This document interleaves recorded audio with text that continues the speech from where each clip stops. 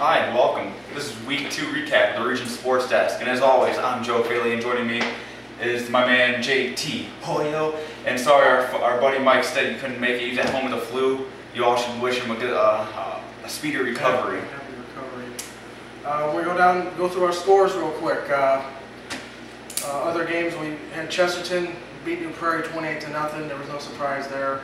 Second straight shutout. Munster beat down Bishop Knoll 62-21. That's a lot of points Munster's put on. They're a team in our top 10 to be looking at.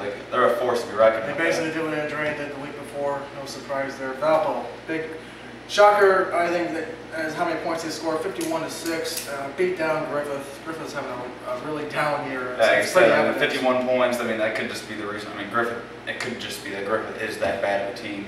I mean, they're a bunch of young players. They're missing their best player, their running back. I mean, his name's Christ. I don't know, something Ed Johnson. Edward. They're missing Big Ed there, and Griffith. So that's another big Rich got hurt. We don't know what the injury is. He's out indefinitely. Paul Andre stepped up, threw a couple touchdown passes. We'll see how it does down the road. Big game next. When he gets in the conference play. Wheeler, no surprise. Shot. I mean, they beat Kankakee Valley 35-8. Look for more bigger points coming up as they start conference play. Yeah, this is just a warm-up. Probably our toughest game of the year. Culver beats South Central 27-12. Michigan City in a close game at home beats Southern Washington 13-10. Last-second field goal. Your thoughts? Yeah, I talked to Steve Vaught, defensive backs coach for the Michigan City Wolves. So it was the defense was really tough there. Southern Washington. They had a lot of returning starters. See how Michigan City does this week coming up. Big game this week. LaPorte, once again, scores over 40 points, beats Elkhart Central 47-25. Again, 2 weeks in a row, LaPorte putting up big points. They got a pretty good quarterback and big surprises. They got a really good running back coming in there. And that school always produces usually a pretty good running back. I think for real, we'll find out this coming week against Valpo. But Lake Central, maybe their only win of the season. They beat East Chicago 14-0. It was no shocker they won the game, but only 14 points. What's that going to say about conference play? Yeah, Hammond put up, 31 points against East Chicago, and Lake Central's only put up 14. That could be scary for Lake Central. They better do something about that Laville Lake Station 43-0. I'm surprised we called it. Eau Claire over River Forest. We called it. Yeah. Clark in a close one. We also called that one. We said it was going to be a close game. Whiting, look at this. 59-0 over 59 points. That's why I'm surprised. I thought it would be a closer game because Whiting's starting quarterback was out for the year, and they had to bring in some guy wearing jersey number 45. That's weird. I don't like that at all, but he got the job done there. What's that Roosevelt? No one cares. We don't really care. Let's go to our big games. First, we're going to start off at Demery Stadium, the Battle of Broadway. Maryville taking on Andrea. Maryville came out and they won 28-14. We weren't really surprised. We picked it. We knew it. Schmidt came. He threw about 28 times in the first half. 35 for the game, 18 for 35, 1 touchdown, 1 pick. It was Popovich. He tossed a couple scores. Maryville scored a couple touchdowns late to win the game. It's not a big surprise. I mean, we saw Maryville has pretty good defensive backs this year, and Schmidt barely was able to pass for over 50%. So, which is still pretty good. I mean, Andrea still a 3A school. Maryville's one of the top. And one of the they got population-wise, they're one of the biggest 5A schools. So Andrea still kept up with them at halftime, even going to the fourth quarter. Andrea made this a ball game. So I don't know if that's something telling us Maryville could be, not that good, average middle of the tier team, or Andrea just a pretty good team. Andrea might be a team to watch for in the NCC in the coming weeks. Our upset special, Crown Point defeated Hobart 14-7. We called it. Wayne didn't, and Wayne, I already put my mark there, but that's 2-0 against you, buddy. I'm 2-0 against you, Wayne, and I'm about to make it 3-0 this week. So probably. Hey, you have some better picks this week, but you better study some more. You did a good job. The only game we missed the whole week, Joe. The only game we missed, Highland, the big upset, big shocker. They beat Hammond 15-13, and they get our megaphone of the week. So Highland, you'll be receiving our megaphone in the mail shortly. Yeah, it's coming from Morton High School. They'll send that to you shortly. Our 2 big games, the 2 games that we went to, Lowell against Morton. Lowell, they started off sluggish. They weren't without Brandon Gruby. Morton came in, they were up 13-0. They scored easily their first 2 possessions. And then basically the turning point of the game, Morton had the ball and they fumbled on an option pitch, and it seemed like the momentum just totally shifted direction, and Lowell didn't look back from there. What are your thoughts on that? Well, I think Morton is a very, very talented football team. I'll be shocked if they lose another game the rest of this season. They had the perfect game plan on defense to beat Lowell. Offensively, they didn't execute. Like you're saying, too many big mistakes that stopped Morton.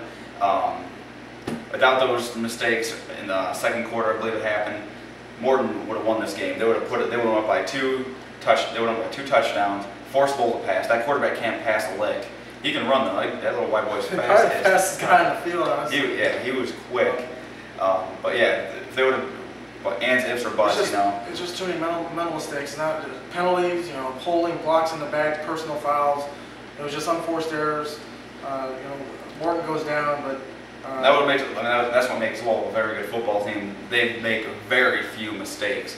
They're not a very talented football team, but they make very few mistakes. They force you to play flawless in order to win. Yes. Morton came with 2 mistakes. Those 2 mistakes cost them the game. They would have won this game without those mistakes. The other game, a lot of people didn't think this game would be close. A lot of people were predicting it well, and I thought it would be a bigger margin of victory than it was actually. St. Rita came to Portage last night. I'll tell you what, it was a great atmosphere there. It was nice to see so many. I haven't seen that many people. I don't think since the 03 sectional championship. I don't think there's been that many people there since then. I still got chills going down my spine about that game. It was a really good football game. They had to be close to about 11, 12. Going into that fourth quarter, it was a really good football game. I think Portage's defense really stepped up big. You're talking about linebacker play, Bonilla, Justin Ryan. The linebacker stepped up. Dixon had another great performance. Houston, another great performance on the ground and through the air. They got a 2-headed horse there, man. I mean, Portage stayed with them. Through 3 quarters of that game, Portage stayed with them. I think in the fourth quarter, it was a kind of a combination of their defense being tired because Rita was just pounding the ball out. Rita's smallest offensive lineman was 275 pounds. I mean, you look at the size differential between the offensive line and Portage's defensive line, especially their defensive ends. That really made a big difference. But Portage, they stayed at cover 2 for a while. And they needed to put 8 in the box. They should have went probably cover 1 and had everyone jammed up in there. Portage, they called a great offensive. Early on, they called a kind of a little bit too conservative offensive game plan. Later on, Peterson decided to open up a little bit. If you can do that every week, that's going to. Their Portage is going to be a team to beat. They're talking team. That's a team that's going to be making a sectional run there. Too quick on all. They have a really explosive offense. Defense. They need to call better defensive play, better defensive plays. Kardash, you're the defensive coordinator there. You got to step up, call better plays. That team is going to pound the ball, and you still got 2 safeties back on the roof. You got to bring in Fred Millage to stop that run. You got to put 8 in the box, because they're coming right at you. They need to improve that defensive play calling. We criticize Pearson a lot, but I think I got to give him some credit. I give him some props offensively. They called a good enough game. They should have won. They could have won that game. They had a legitimate shot there, so I think they're going to be a team to watch for in the DAC. But that wraps up this week's games, and now it's time for our brand new top 10. Top 10 for week 3. What do we got? All right, we'll start off number 10. Morton drops down from number 6 to 10, and Drain goes from number 5 to number 9. LaPorte unranked. They're unranked last week. They come up all the way to number 8. They're going to have something to prove playing against Valpo. Maryville, they jump back into our top 10 to number 7. They're unranked last week. They jump up to 7. We go to Munster. This team started to look very impressive. Putting up 2 big scores 2 weeks in a row. Munster goes from 8 to 6. They might be a force in the SEC. They might be the only team that can challenge Lowell. That's true. SEC title. Valpo, they're moving up 2 spots. They had a pretty impressive victory there. They go from 7 to 5. Without Livovich, how far can they go? We'll see as far as those running backs can take them. Portage can stay at 4. They looked very good. They could have beat a nationally ranked team there. So that's saying a lot right there. Yeah. Michigan City is staying at number 3. That's going to be a very. I don't care, they still won. It's going to be a very good game going against Chesterton, which is our number 2 team. They stay at 2. And are still our number 1 team, Lowell Red Devils. You win without your best player, and you're going to stay at number 1. So that's our top 10 list for this week. We're coming out in a couple days with a new video. We have our picks for week 3. Yeah, so we know what we're talking about. So we'll see you next video.